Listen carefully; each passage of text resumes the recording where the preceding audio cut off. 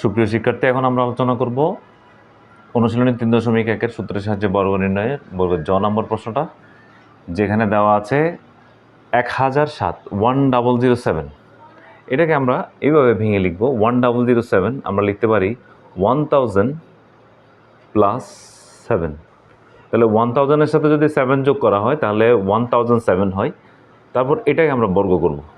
তাহলে আমাদের সূত্র দ্বারা যদি 1000-কে আমরা এ ধরি আর 7-কে যদি আমরা বি ধরি, তাহলে আমাদের দাঁড়াচ্ছে হচ্ছে A plus B whole square, যেখানে আমরা এটা লিখেছিলাম A plus B whole square সমান হচ্ছে A square plus 2ab plus B square, এই সূত্রটা।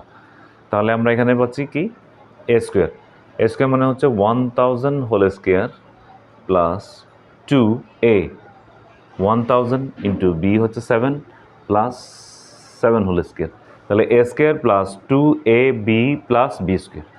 তাহলে সেক্ষেত্রে আমরা 1000 হোল স্কোয়ার, দেখেন 1000 হোল স্কোয়ার ইকুয়াল টু হচ্ছে 1000 ইন্টু 1000।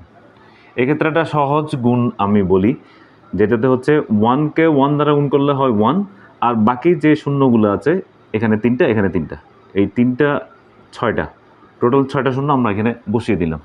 তাহলে হচ্ছে 1, এখানে হচ্ছে 6টা শূন্য। এটা হচ্ছে 1-এর সাথে শূন্যযুক্ত সংখ্যার গুণ করা সহজ পদ্ধতি।